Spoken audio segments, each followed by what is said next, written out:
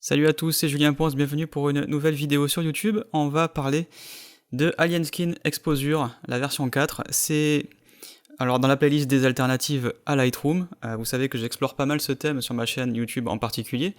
Évidemment, je continue à proposer des formations sur tuto.com, mais aussi sur YouTube en gratuit. Mais sur tuto.com, beaucoup de formations sur les produits Adobe, qui restent évidemment leaders sur le marché, qui sont utilisés par les professionnels. Mais depuis 1 an, 2 ans, bientôt 2 ans, depuis l'annonce de Lightroom CC, il y a une interrogation sur les alternatives à Lightroom. Est-ce qu'elles sont intéressantes? Est-ce qu'elles sont utilisables par différents publics? Et je sais que dans mon audience, il y a beaucoup de publics différents, donc c'est pas évident dans les vidéos de répondre à tout le monde, mais j'essaye d'envisager tous les cas de figure. En tout cas, il y a beaucoup de professionnels qui s'interrogent sur la pertinence de continuer à être abonné pour Lightroom, en particulier Lightroom classique, dont les nouveautés arrivent quand même plutôt au compte-gouttes. Là, par exemple, au moment où j'enregistre cette vidéo, 17 avril 2019, on a eu une nouveauté au mois de mars pour améliorer la netteté des images. Donc, c'est pas un outil d'amélioration de netteté tel qu'on le connaît dans Détail, par exemple. On va d'ailleurs le voir justement dans Alien Skin Exposure, mais plutôt un outil d'interprétation du fichier brut, une meilleure interprétation du fichier brut. Alors, c'est bien, mais ça reste quand même des nouveautés qui arrivent vraiment petit bout par petit bout. Et comme je l'ai déjà dit dans notre vidéo, je ne sais pas si vous les avez toutes vues, mais sans vouloir me répéter, j'estime toujours, et c'est toujours valable, donc mon avis en avril 2019, que la concurrence propose des outils à un rythme de mise à jour plus convaincant, avec des vraies nouveautés sur les fonctions de développement en particulier. Là où Lightroom reste toujours le meilleur, Lightroom classique, et ça me sidère que les concurrents ne se soient pas attardés là-dessus, c'est sur le classement. On va voir qu'on peut faire ça justement dans Alien Skin Exposure, mais toutes les fonctions de bibliothèque de Lightroom classique restent inégalées. Elles n'ont pas été beaucoup améliorées depuis finalement Lightroom 6 qui date de mars 2015 quand même, ça fait 4 ans, c'est énorme pour un logiciel. Mais finalement personne n'a fait mieux, il était déjà très bon à l'époque quand Lightroom 6 est sorti, mais finalement les concurrents se sont jetés sur l'alternative à Lightroom pour essayer de proposer des outils qui marchent au niveau développement, mais finalement ce qui retient toujours à mon sens les pros, c'est le module bibliothèque. Et Capture One dispose d'une bibliothèque, mais elle n'est pas aussi rapide et aussi souple que celle de Lightroom. Pareil pour Run One, celle de Luminar vient tout juste d'arriver, mais elle est vraiment elle est anecdotique, c'est-à-dire qu'on ne peut pas faire grand-chose avec. Et après, alors j'ai parlé de Darktable, qui est peut-être le plus complet au niveau de la bibliothèque, parce qu'il peut faire quasiment tout ce que fait Lightroom, moins les aperçus dynamiques, par exemple. Mais au final, en moyenne, même si on peut faire du cas par cas, mais en moyenne, la concurrence est en tout sur la bibliothèque. Alors qu'est-ce qui se passe pour Alien Skin Exposure? C'est quoi ce truc? Alors, Alien Skin a été connu à la fin des années 90, début 2000, plutôt début 2000, pour ses plugins pour Photoshop. Des plugins on pouvait faire plein de trucs avec, y compris des trucs assez kitsch quand même. Et je dis ça après avoir fait une vidéo sur Topaz que vous avez peut-être vu, qui était ma vidéo précédente sur YouTube au moment où j'enregistre cette vidéo. Voilà, c'est un des gros éditeurs assez connus de plugins pour Photoshop, et ils ont lancé donc Exposure 4, qui est un logiciel qui ressemble vraiment à Lightroom. Vous voyez d'ici l'interface, avec à gauche un panneau de navigation, l'histogramme qui est à gauche mais qui aurait pu être à droite, c'était pareil. Ensuite, un système pour parcourir des dossiers. Donc par exemple, si on rajoute un bookmark ici, on va pouvoir parcourir un dossier supplémentaire. Donc je vais mettre par exemple source file, boom, et ça va cataloguer. Même s'il n'y a pas de base de données, on ne fait que parcourir, on va quand même cataloguer un répertoire. Vous voyez que tout ça s'affiche très vite, donc c'est le premier bon point que je peux déjà vous donner, c'est que Exposure 4 est vraiment très réactif. Ça fait plaisir de voir qu'on peut avoir des images y compris très dures, très grandes, par exemple celle-ci. On va double-cliquer, ce qui passe le module en preset d'affichage. Il n'y a pas vraiment de module bibliothèque développement, c'est juste que quand on affiche l'image plein pot, on peut la développer évidemment plus facilement, mais vous pourriez très bien vous mettre en module gris et développer votre image comme ça si ça vous amuse, mais je pense que vous allez plutôt passer comme ça. Donc il y a quand même un affichage en plein écran qui va être actionnable avec l'apostrophe. C'est assez bizarre, et plutôt fait pour le DSR, prise au studio à Artefix avec Amy, qui avait posé ce jour-là pour une démonstration du Canon 5D SR à l'école Artefix. Vous voyez que c'est quand même un fichier de 50 millions de pixels. Il y a un petit rendu de 2-3 secondes, mais ça reste quand même assez rapide. Et on peut donc passer en plein écran avec cette touche apostrophe. Pour revenir ensuite en affichage 1 pour 1 ou revenir à la grille, exactement comme dans Lightroom, dont on peut régler évidemment la taille. Vous voyez que ça va vraiment super vite, hein. Je génère voilà, les vignettes se génèrent super vite, avec par exemple ici beaucoup de vignettes qui se génèrent en quelques secondes seulement. Vraiment plutôt appréciable. C'est un moteur qui marche très bien. Justement, je me plaignais dans ma vidéo précédente sur Topaz que parmi les plugins de Topaz et le Topaz Studio, il y avait vraiment de tout, des trucs qui n'étaient pas compatibles Retina, des trucs qui étaient optimisés, d'autres trucs qui étaient mous, qui mettaient du temps à s'afficher. Là, on est vraiment sur un moteur qui me semble plutôt efficace. J'ai remarqué en installant le logiciel que c'était une librairie Qt, donc une librairie multiplateforme. Donc vous aurez la possibilité de l'avoir sur Mac aussi, et sur Mac ça marche aussi bien. Et d'ailleurs je me demande pourquoi c'est pas sous Linux, parce que si les algorithmes ont été créés dans un langage assez standard, on devrait pouvoir, vu que l'affichage est géré par Qt qui est disponible sur Linux, on aurait pu avoir une version Linux assez facilement, puisque du coup c'est une bibliothèque qui est tout à fait multiplateforme. Donc pour le catalogage, vous allez retrouver vos petits, on va trouver un système d'étoiles, on va même retrouver les raccourcis. Donc par exemple si je mets la touche 6, boum, je mets un label rouge. Si je mets la touche 4, je mets 4 étoiles. Donc tous ceux qui travaillent avec Lightroom ici ne seront pas choqués. On peut passer d'un label à l'autre en cliquant tout simplement sur le petit carré. Ici on peut faire un clic droit et passer dans set rating ou set color label aussi. Donc tout ça c'est exactement la même chose que Lightroom. Il y a même la possibilité de faire des rotations avec les boutons qui sont exactement au même endroit. Donc vraiment, si vous êtes habitué à Lightroom, vous allez retrouver vos petits en un claquement de doigts. Et on retrouve en bas un panneau qui est plutôt cool, c'est le panneau des presets. Et vous voyez que quand on survole les presets, eh bien, il se prévisualise directement dans la vignette, ou si on est en affichage fit, on peut carrément le voir directement sur la fenêtre d'image. Et vous avez d'ailleurs aussi, après, dès que vous allez cliquer, les réglages qui vont s'afficher dans le panneau de développement. Alors ce panneau de développement, justement, une fois que vous êtes en mode adapté à l'écran, donc avec l'image qui s'adapte à l'écran, vous pouvez cacher les barres d'outils en haut ou en bas pour cacher la pellicule, exactement comme dans Lightroom. Encore une fois, c'est vraiment très très ressemblant. Et à droite, on a tous les modules que j'ai ici développés et qui, là aussi, ressemblent quasiment très portrait à ceux de Lightroom. Ils fonctionnent de la même façon. C'est une vidéo découverte, donc on va pas aller dans les détails, mais vous allez voir passer du HSL pour corriger les couleurs indépendamment. On va évidemment avoir un onglet, un panneau basique qui correspond en tout point à ce qu'on trouve dans Lightroom. C'est carrément une copie conforme, avec même l'option couleur et noir et blanc, donc c'est vraiment dingue. On a carrément une copie conforme des réglages. Pareil pour les détails, pareil pour couleur avec HSL. Pareil pour la courbe, le virage partiel, pareil, la vignette, pareil. Il y a juste un truc en plus, c'est l'overlay pour ajouter des bordures avec des textures. Donc vous avez quasiment un petit Nik Collection intégré avec des textures qui sont ici fournies avec le logiciel. Donc ça c'est vraiment vraiment cool. Pareil pour faire des effets de lumière. Pareil pour gérer le focus, pour appliquer un sharpen ou pour faire un effet de blur. On peut ajouter du grain, pareil, exactement de la même façon, avec même quelques petits réglages supplémentaires par rapport à Lightroom. Ici vous allez avoir l'effet infrarouge. Carrément. Donc ça c'est plutôt gadget, mais en l'occurrence il a le mérite d'être là, on va dire. À chaque fois que vous faites un réglage, vous avez cette petit bouton pour enregistrer en tant que preset, bien entendu. Les réglages que vous utilisez souvent, on peut faire un effet bokeh pour avoir une zone de focus en particulier. Donc vous mettez un masque et ça va faire un effet de flou sur l'arrière-plan. Vous pouvez travailler tout ça aussi en fonction du profil de correction, c'est-à-dire est-ce que vous voulez travailler sur un profil neutre ou est-ce que vous voulez avoir un profil, pas de profilage, et dans ce cas-là c'est le moteur du logiciel qui se charge de tout, soit vous adaptez en fonction de l'objectif et vous voyez qu'on va avoir des déformations optiques qui vont être plus ou moins légères en fonction. Ici c'est du 24-105L, donc il se passe pas grand-chose, et on peut au pire tout créer, tout modifier à la main en termes de transform si jamais votre objectif n'est pas reconnu, si vous avez une torsion. Et enfin, un panneau métadonnées, évidemment, qui nous permet d'accéder aux informations de copyright, d'email, etc. et qui, lui aussi, vraiment ressemble à se méprendre à celui que l'on trouve dans Lightroom avec, au passage, une bibliothèque de mots-clés que vous utilisez le plus souvent. Encore une fois, comme dans Lightroom. Donc j'étais vraiment assez surpris de passer complètement à côté de ce truc. Je connaissais l'existence de Alienskin, mais j'avais complètement oublié, ou même, je savais même pas qu'ils avaient fait un clone de Lightroom. Ils étaient arrivés en fait sur ce marché bien avant beaucoup d'autres des concurrents. Alors vous allez me dire, bon, à m'écouter là, on a l'impression que je dresse un portrait absolument idéal de Alienskin Exposure.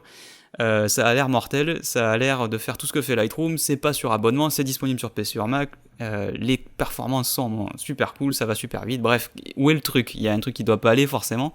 Et j'ai même oublié de vous dire, tiens, au passage, on a un petit esprit on one, puisqu'on peut utiliser des calques là-haut, donc on peut ajouter des layers pour faire des modifs avec des masques, avec chaque fois un masque sur un calque à part, et on a évidemment des retouches locales qui nous permettent ici, quand on déplie le panneau, d'accéder à des retouches locales juste en peignant ou en faisant ce qu'on appelle un planar shape, c'est juste un filtre gradué ou un filtre radial, exactement, encore une fois, comme dans Lightroom. Vous avez même, regardez, le brush A, brush B et la gomme avec la taille, le contour progressif et le flux qui sont présentés, encore une fois, les glissières exactement de la même façon que Lightroom. C'est complètement dingue de voir à quel point ils sont allés chercher les habitués de Lightroom au point de leur cloner les glissières. Donc en plus, on a un système de calque que Lightroom, lui, n'a pas.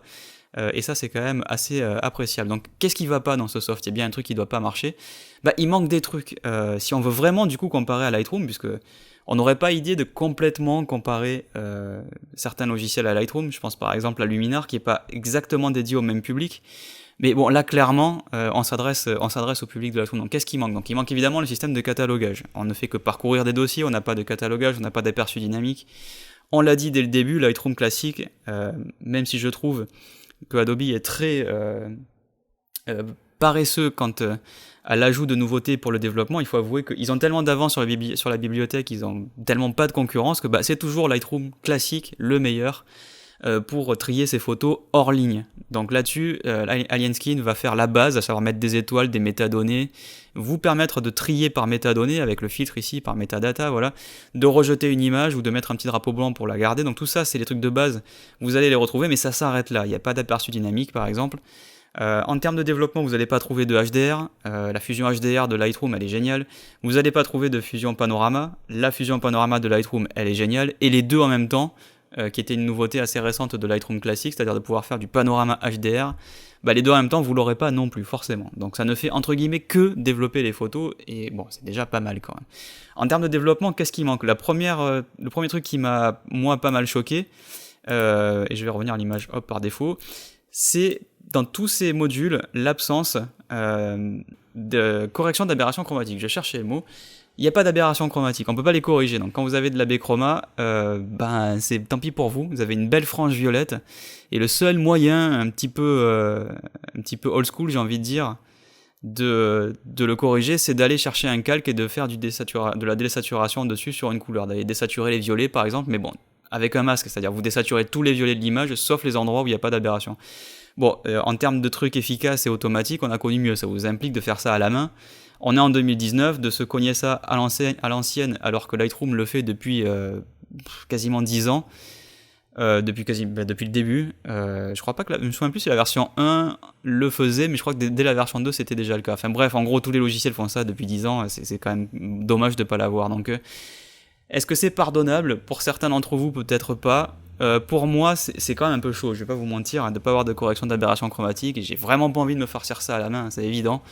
Donc on peut faire du workaround, comme on dit en anglais, c'est-à-dire trouver une solution bricolo pour y arriver. Mais donc voilà, sur une image comme ça, évidemment un sujet central qui n'est pas pris avec un grand angle, ça roule, il n'y en a pas d'aberration chromatique, donc forcément j'ai pas de problème pour la corriger. Mais pour tous ceux qui font du grand angle, qui ouvrent beaucoup avec des courtes profondeurs de champ, ou qui travaillent du paysage, forcément à la périphérie de la photo, sur les côtés, va y avoir de la frange. Et c'est quand même dommage de pas mettre un petit clic et boum, ça se corrige tout seul. Voilà, j'ai envie de dire, ils ont fait tout ce chemin, ils ont fait tout ça, ils ont fait le plus dur, ils ont un logiciel qui est super, et il manque ce truc-là. Alors, quelque part, j'espère que ça arrivera avec la version 5, mais bon, c'est quand même un tout petit peu dommage que ça ne soit pas arrivé, quoi. En tout cas, c'est un des premiers trucs qui aurait dû être là. Sinon, l'expérience du logiciel, pour moi, de toutes les alternatives que j'ai testées sur cette chaîne, et je commence à en avoir fait un paquet maintenant, ça commence à être pas mal en fait. Donc on va ouvrir une nouvelle fenêtre juste vite fait dans Opera. On va taper Alien Exposure, hop, et aller chercher le site. Donc vous pouvez télécharger la démo pendant 30 jours. Et si vous voulez l'acheter, on va parler maintenant un petit peu de pognon, parce que c'est quand même aussi, ça fait quand même pas mal, ça pèse pas mal dans la balance. Donc ils vous mettent bien en avant, vous n'allez pas vous abonner. Donc il y a quelques petits trucs en plus si vous payez un peu plus cher. En l'occurrence, vous allez avoir des plugins en plus pour Photoshop et pour Lightroom. Il y a SnapArt et BlowUp, donc il y a le bundle. Bon, c'est peut-être pas obligatoire, très franchement. J'y reviendrai dans une vidéo ultérieure sur SnapArt et BlowUp, mais c'est pas dingue. Est-ce que ça vaut 30$ de plus? Personnellement, je pense que non. Le plus gros du boulot, vous l'avez avec Exposure. Exposure coûte 119$, donc ça fait 100€ au cours du dollar actuel. Alors sur ce prix-là, il y a un peu de concurrence quand même. Il y a du On One, il y a, alors pas Capture One en l'occurrence parce qu'il est plus cher. Luminar est beaucoup moins cher, mais il n'est pas aussi proche de Lightroom pour convaincre ceux qui en font un critère. Ceux qui cherchent à faire des images vite et bien, Luminar va plus les convaincre. C'est une approche plutôt amateur, semi-amateur. Là, clairement, à mon avis, ils ont visé, j'ai cliqué sur OBS, voilà, ils ont visé ceux qui travaillent avec Lightroom, qui ont une utilisation de Lightroom assez avancée en termes de développement, au point de justifier d'avoir quasiment tous les outils identiques. Donc à mon avis, on est un peu plus sur du semi-amateur, semi-pro, voire professionnel, et donc la tarification à 100 balles, 120$, elle me paraît carrément opportune, et ça me fait dire qu'à mon avis, il ne faut pas le comparer à Luminar. Maintenant, si vous voulez chercher les utilisateurs très avancés, bon, il y aura toujours Darktable qui est excellent et qui est gratuit. Son seul défaut étant d'être un tout petit peu plus difficile à prendre en main parce qu'il y a vraiment une pléthore de modules et il y a beaucoup de réglages, il y a beaucoup de choses possibles et il est surtout, même si on le compare en tant que clone de Lightroom, c'est pas vraiment un clone de Lightroom parce qu'il n'est pas vraiment présenté pareil, la philosophie de développement est pas la même, les modules sont pas les mêmes. Alors que là, vous avez bien compris qu'on est vraiment sur un clone de Lightroom. Donc, au final, je trouve le prix plutôt adapté. N'oubliez pas qu'à ce prix-là, c'est moins qu'un an d'abonnement à Lightroom classique. Si vous vous abonnez que à Lightroom CC, c'est-à-dire l'abonnement, le plus petit abonnement, si vous êtes à un abonnement pour un logiciel, c'est par exemple Photoshop tout seul, ce serait, ou Illustrator tout seul, c'est 30€, je crois, par mois. Le Creative Cloud complet, c'est 60€ par mois avec tous les softs, mais juste l'abonnement Lightroom, c'est 13€ avec Lightroom CC et Lightroom classique. Donc 13€ par mois. Vous multipliez par 12, ça fait un petit peu plus que 100€ par an, donc ça veut dire que dès le 10e mois, vous avez rentabilisé Exposure si jamais vous n'utilisez que Lightroom classique et que vous n'utilisez pas toutes les conneries de trucs mobiles, Lightroom CC pour retoucher ses photos synchronisées avec son iPad. Voilà. Bon, clairement, j'ai compris que dans mon audience, il n'y a pas beaucoup de monde que ça intéressait. Donc si on parle vraiment d'alternative à Lightroom classique, le prix est plutôt bien fait, puisque voilà, dès le 10e mois, vous avez déjà gagné de l'argent, puisque après l'abonnement vous coûtera forcément plus cher. À vous de voir si vous voulez coupler ça avec un clone de Photoshop. Moi, j'ai toujours dit que cloner une alternative à Lightroom, coupler une alternative à Lightroom avec un truc comme Affinity Photo, pour ceux qui veulent vraiment ne pas s'abonner et aussi passer de Photoshop à autre chose. Un Exposure avec un Affinity, franchement, ça doit être un très bon couple, de la même façon que Luminar se couple très bien à Affinity. Bon, moi je continue à travailler avec Photoshop et Lightroom et Affinity de toute façon, mais voilà, j'essaie de trouver des cas de figure où ça peut être intéressant pour certains d'entre vous. Donc je dirais pour résumer, c'est un excellent rapport qualité-prix, le programme fonctionne super bien, il est super rapide, il s'adresse plutôt aux amateurs éclairés et professionnels, jusqu'à professionnels, peut-être pas les grands débutants, parce qu'il y a quand même beaucoup de trucs qui sont plutôt dédiés aux gens qui savent faire de la retouche, mais bon, vous pouvez débuter avec ça, que vous n'allez pas être perdu. Et le dernier défaut, je n'ai pas trouvé de version française, je suis peut-être complètement passé à côté, mais j'ai pas vu de version française, voilà, j'ai cherché dans les préférences, etc., j'ai pas trouvé, je pense qu'il n'existe pas en français, c'est bien dommage pour ceux qui, malheureusement, ne parlent pas anglais, qui du coup, se privent de certains logiciels qui ne sont pas encore traduits. Je pense aussi à On One, qui n'est toujours pas disponible en français, alors que, à mon avis, il aurait une audience assez bonne sur ce marché, je l'aurais écrit, toujours pas de réponse, bon, c'est pas grave. En tout cas, voilà pour cette découverte de AlienSkin Exposure V4, la version 4. Je suis très agréablement surpris, je regrette d'être passé complètement à côté parce que c'est vraiment un excellent soft, je regrette l'absence d'aberration chromatique, de correction d'aberration chromatique, sans quoi c'était pour moi un petit strike, c'était vraiment un soft qui pouvait vraiment répondre le mieux à ceux qui cherchent une alternative à Lightroom, sans perdre leurs habitudes, avec les panneaux au même endroit, les réglages au même endroit. Voilà, je peux pas vous dire mieux que ça, j'espère que ça vous a aidé. Si vous connaissiez pas, dites-moi ce que vous en avez pensé après avoir téléchargé la démo. Je suis toujours curieux de savoir si c'est moi qui m'emballe tout seul pour un soft, ou si au contraire je suis très critique sur un soft, comme je l'étais par exemple plutôt pour Topaz. Donc j'attends vos réactions dans les commentaires, n'hésitez pas à consulter mes vidéos sur tuto.com, elles sont faciles à trouver, vous allez sur le moteur de recherche, vous tapez Julien Ponce, tout attaché, ou même avec un espace d'ailleurs, et normalement, voilà, vous allez tomber sur mon profil, et vous pourrez trouver tous mes tutos classés par logiciel ici dans la liste déroulante. Évidemment, abonnez-vous sur ma chaîne YouTube si ce n'est pas déjà fait pour pouvoir être tenu informé des nouvelles vidéos. Je vous retrouve évidemment très bientôt pour de nouvelles formations sur les alternatives de Lightroom, mais aussi sur les logiciels Adobe, puisqu'il faut bien continuer à les utiliser, ils restent quand même excellents. Merci de m'avoir suivi, bye bye.